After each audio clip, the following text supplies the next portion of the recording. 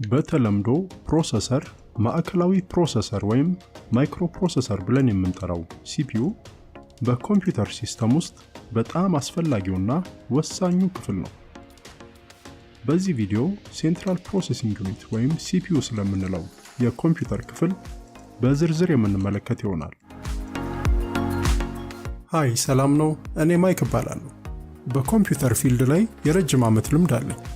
ከኔ ጋር የተለያዩ የኮምፒውተር ትምህርቶችን እንማራለን። አዲስ ከሆኑ ሰብስክራይብ ማድረግዎን አይርሱ። መልካም ጊዜ። ለኮምፒውተር የማቀነባበር አቅምን የሚሰጠው ክፍል CPU ሲሆን ያለውንም እጅግ ከፍተኛ ፍጥነት በመጠቀም ማንኛውንም ፕሮግራም ለማስፈጸም በሰከንድ በሚሊዮኖች የሚቆጠሩ ስሌቶችን ያከናውናል። CPU የኮምፒውተር ሲስተም አእምሮ ሲሆን የሂሳብ ስሌቶችና የሎጂክ ኦፕሬሽኖችን ለማከናወን ይጠቅመናል። CPU ከተለያዩ የኮምፒውተር ሃርድዌር ክፍሎችና በኮምፒውተር ሲስተም ላይ ከሚሰሩ የሶፍትዌር አፕሊኬሽኖች ወይም መተግበሪያዎች ከምንላቸው የሚቀበለውን መመሪያዎች ያስተናግዳል። የCPU ቺፕ ማዘር ቦርዱ ላይ ባለው የፕሮሰሰር መሰኪያ ሶኬት ላይ የመቆለፊያውን መንገድ በመጠቀም በጥብቅ ታስሮ ይቀመጣል። ሂት ሲንክ ወይም ሙቀት ማስወገጃ የምንለው ደግሞ በCPU የላይኛው ክፍል ላይ ይታሰራል።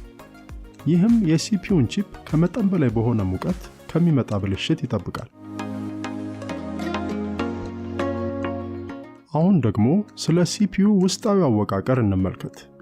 CPU በመሰረቱ ኢንተግሬትድ ሰርኪዩት ወይም IC የሚባለው ቺፕ አይነት ሲሆን በላዩ ላይም በሚሊዮን የሚቆጠሩ IC የሚባሉትን የቺፕ አይነቶች ይይዛል።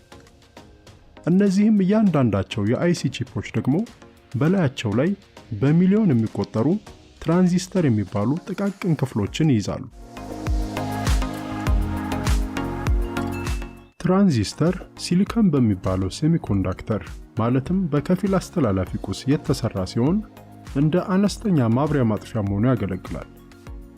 ይህም ማብሪያ ማጥፊያ ሁለቱን ሁኔታዎች ማለትም የመብራት ወይም የመጥፋት ሁኔታን እንዲወክል ተደርጎ ፕሮግራም ሊደረግ ይችላል።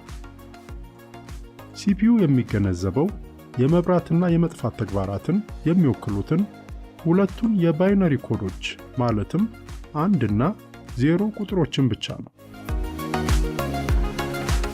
CPU በኮምፒውተር ሲስተም ውስጥ የሚከናወኑ ሁሉንም ተግባራት የሚቆጣጠር ክፍል ሲሆን በዚህም ምክንያት የኮምፒውተር ሲስተም አንጎል ወይም አእምሮ ተብሎ ይጠራል።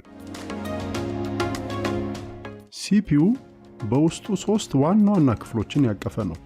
የመጀመሪያው የሂሳብ ስሌቶችን የሚያሰላበት ክፍል ሲሆን ይህም አሪትሜቲክ ሎጂክ ዩኒት ወይም ALU ይባላል።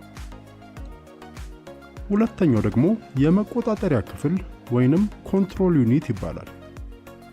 ሶስተኛው ክፍል ማስታወሻዎችን የሚመዘግብበት ሲሆን ይህም ክፍል ሚሞሪ ዩኒት ይባላል። አሪትሜቲክ ሎጂክ ዩኒት የምንለው የCPU ክፍል የሂሳብና የአመክንዮ ወይንም ሎጂካል ተግባራትን የሚያከናውን ሲሆን ኮንትሮል ዩኒት ወይንም የመቆጣጠሪያ ክፍል የምንለው የCPU ክፍል ደግሞ ሁሉንም ውስጣዊ የኮምፒውተር ክፍሎችና ከኮምፒውተሩ ጋር የተገናኙ ሌሎች ውጫዊ ቁሶችን ይቆጣጠራል። ሚሞሪ ዩኒት ወይም የማስታወሻ ክፍል የምንለው ሶስተኛው የCPU ክፍል ደግሞ CPU መረጃዎችን ለመመዝገብ የሚጠቀመውን በጣም ፈጣን የሆነ ሚሞሪ ወይንም ማስታወሻ የምንለውን ይይዛል። እያንዳንዱ CPU በውስጡ የራሱ አወቃቀርና አስቀድመው የተዘጋጁ የትዕዛዛት ስብስቦች አሉት። እነዚህም የትዕዛዛት ስብስቦች የCPU መመሪያ ስብስቦች ወይም CPU ኢንስትራክሽን ሴትስ ይባላሉ። እስኪ አሁን ደግሞ CPU አንድን የኮምፒውተር ፕሮግራም እንዴት እንደሚፈጽም እንመልከት። በመጀመሪያ በኮምፒውተሩ ላይ የተጫነው ኦፕሬቲንግ ሲስተም የኮምፒውተሩን ፕሮግራም ከሃርድ ዲስክ ወደ ዋናው ማስታወሻ ወይም ራም ወደምንለው ይጭናል። CPUም መመሪያዎችን ከራም ላይ ተራ በተራ እየወሰደ ያስፈጽማል። ይህንንም ተግባር ኮምፒውተሩ ከተከፈተበት ጊዜ አንስቶ እስከሚዘጋበት ጊዜ ድረስ በተደጋጋሚ ያከናውናል። እያንዳንዱን ተግባር አንድ በአንድ እንመልከት። በመጀመሪያ ሲፒዩ መመሪያዎችን አንድ በአንድ ከዋናው ማስታወሻ ወይም ራም ከምንለው ወደ ራሱ መመዝገቢያ ያመጣል። እነዚህንም መመሪያዎች የሚወስደው ፕሮግራም ካውንተር ወይም ፒሲ ከሚባለው ቀጣይ ሊከናወኑ የተዘጋጁ ፕሮግራሞች በራም ላይ ያሉበት የሚሞሪ አድራሻ ከሚመዘገብበት መመዝገቢያ ላይ ነው። በመቀጠልም ሲፒዩ ከራም የወሰዳቸውን መመሪያዎች ራሱ ወደሚረዳው መንገድ ይቀይራቸዋል። ይህም ተግባር ዲኮድ ማድረግ ይባላል። ዲኮድ የተደረገውንም መመሪያ ሲፒዩ ያከናውነዋል። ይህኛው ተግባር ደግሞ መተግበር ወይንም ኤክስኪዩት ማድረግ ይባላል። በመጨረሻም ሲፒዩ ያከናወነውን ተግባር ውጤት በማስታወሻ ላይ ይመዘግበዋል። እነዚህንም ከላይ ያየናቸውን 4 ተግባራት በራም ላይ ያሉት መመሪያዎች በሙሉ ተከናውነው እስኪጠናቀቁ ድረስ ሲፒዩ በመደጋገም ያከናውናቸዋል።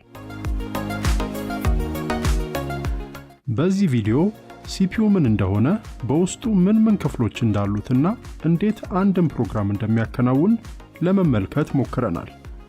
በቀጣይ አንድ ቪዲዮ ደግሞ ራም ስለሚባለው የኮምፒውተር ክፍል በአጭሩ የምንመለከት ይሆናል። ለቻናላችን አዲስ ከሆኑ ሰብስክራይብ፣ ሼር፣ ላይክ ማድረግዎን አይርሱ። ሰላም።